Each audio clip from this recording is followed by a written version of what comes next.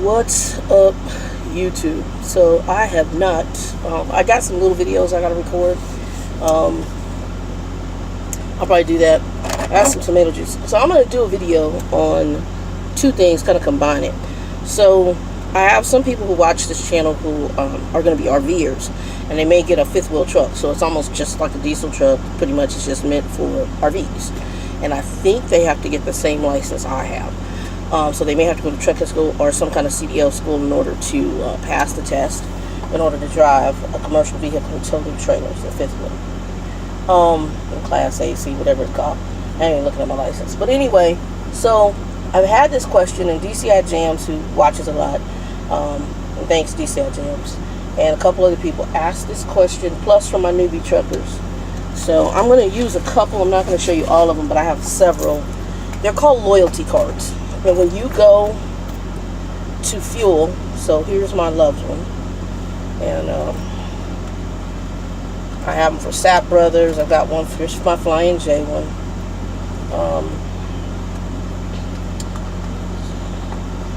Sap Brothers. So we don't fuel. The company I'm with does not fuel as Sap Brothers or Ambest. But I got them for a couple different reasons. When I become an owner op or a lease op, I can choose where I want to fuel. So I don't have to fuel in places I don't want to fuel, and I can fuel where I want to. The company will make suggestions, but as long as they take, whether your company has Comdata or EFS or whatever your payment card is, as long as they take that, which, you know, most truck stops are going to take all of the major cards. They just are.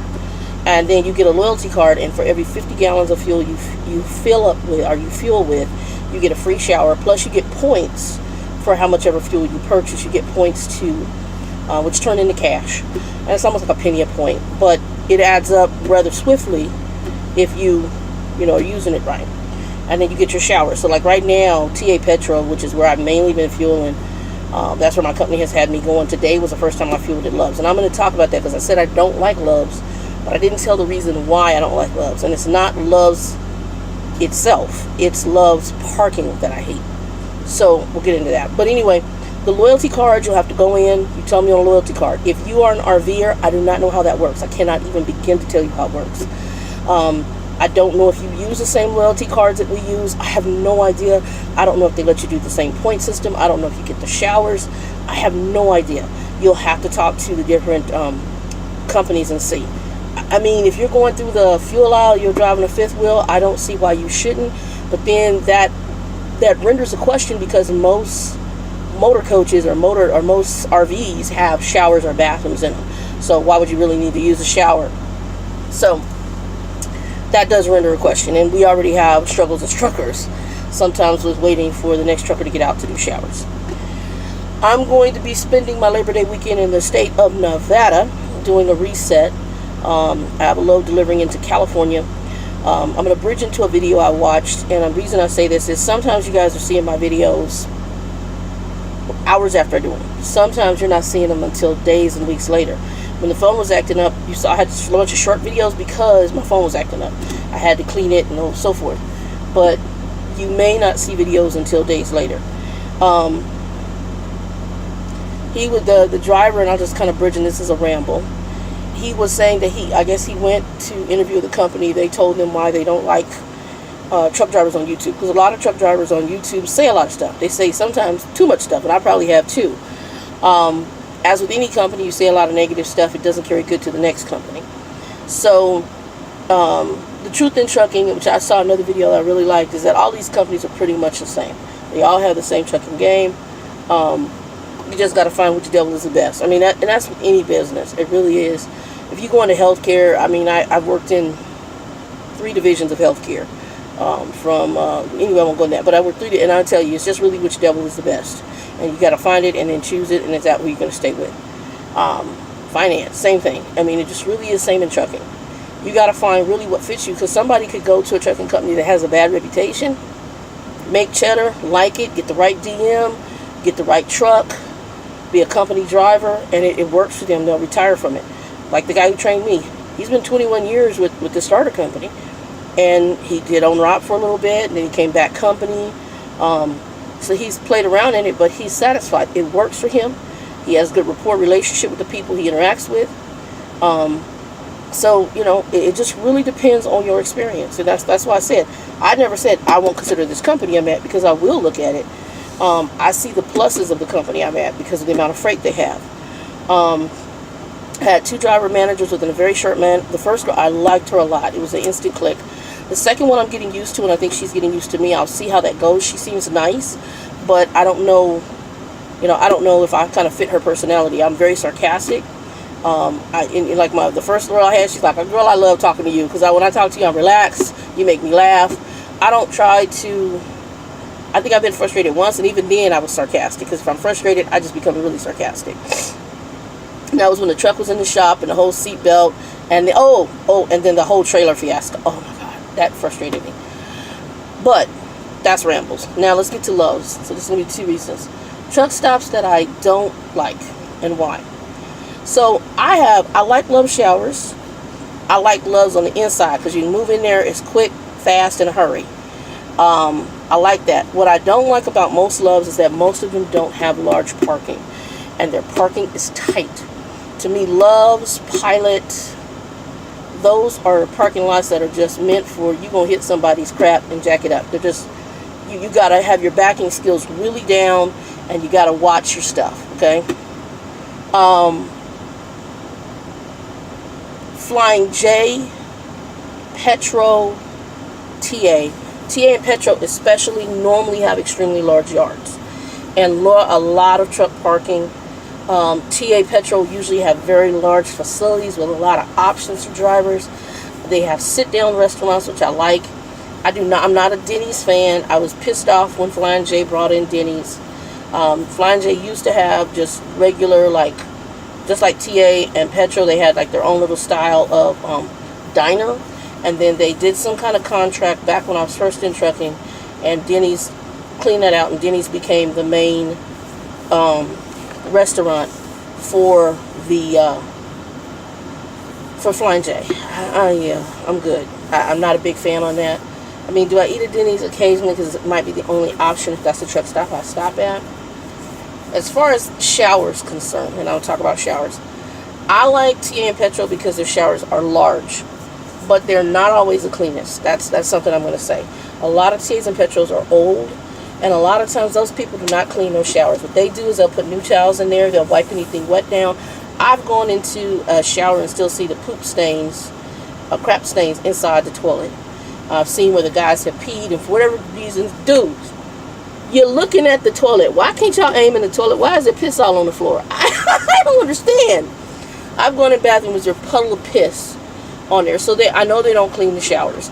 So we're going to talk about that later on things to take in your shower with you, shower shoes, disinfectant, stuff like that.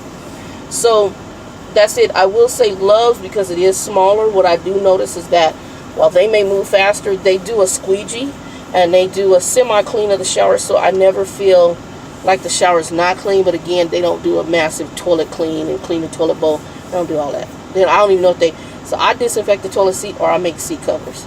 So that's my thing on Love's. All of them are fine to me. I don't have a problem with using any of them. Where I do have the problem is the size of the lot for parking for sleeping overnight. That's when I run into my problem. So that's why, if you heard me say in a previous video, I don't like Love's. It has nothing to do with Love's itself. It has to do with their parking. And Flying J, Flying J usually has bigger parking because Pilot and Flying J are kind of one company. TA and Petro are another. They merge together and they're one company.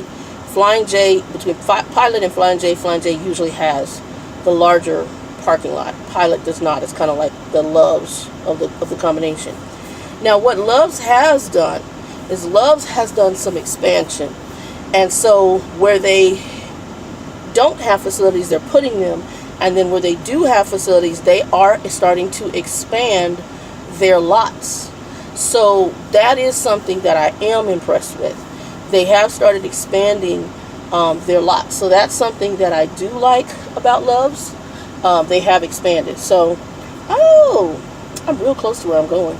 I'm like 30 minutes away from where I'm stopping for the weekend. And I kind of haul butt out of Utah. And the reefer that I'm using though, and I don't know, because at first I thought somebody in the office was jacking with me, and they might be. So So the reefer I have, as soon as I left out of Utah, I'm on the freeway heading, getting ready to hammer down out here to Nevada, and this doggone thing sends a message to my Qualcomm saying that the temperature's off. Okay. So I'm trying to find, because I'm not going to stop just on the freeway. Can't do that. And I'm still close enough to our Utah terminal that I could actually take it in and have it seen, which is probably, the federal inspection is good, but it's due for its company inspection. But if the federal inspection is good, you're good. The company inspection is just a little bit before the federal.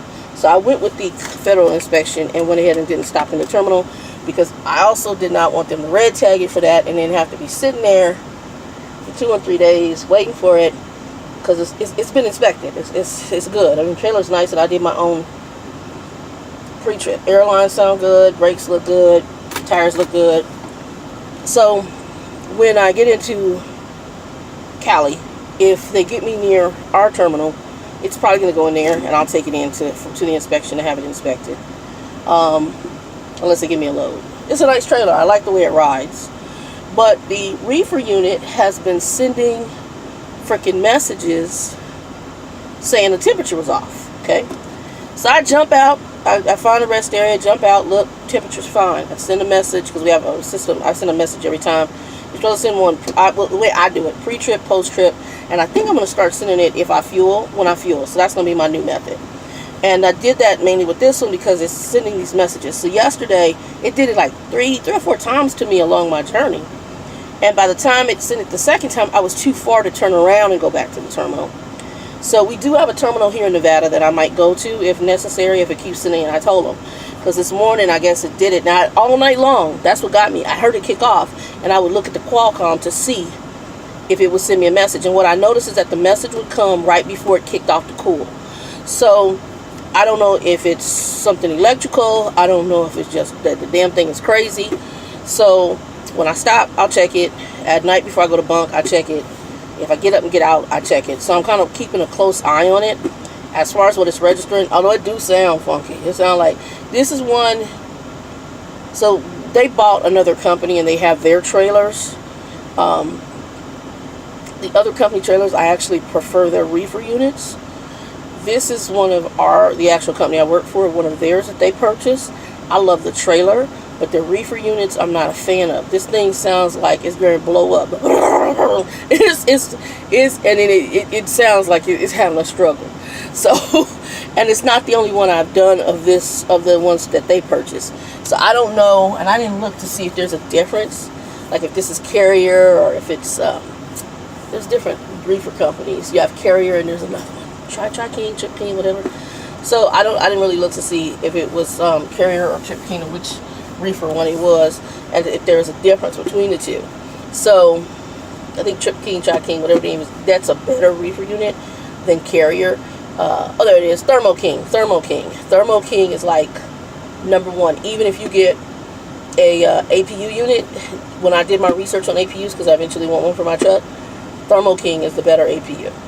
Carrier would probably fall next, and then they have some other vendors, but so Thermo King is 10 grand for an APU.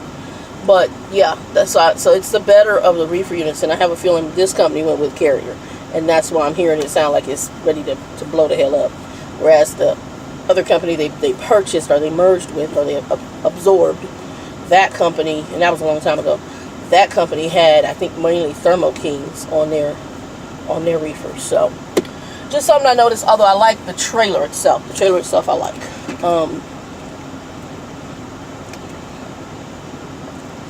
Yeah.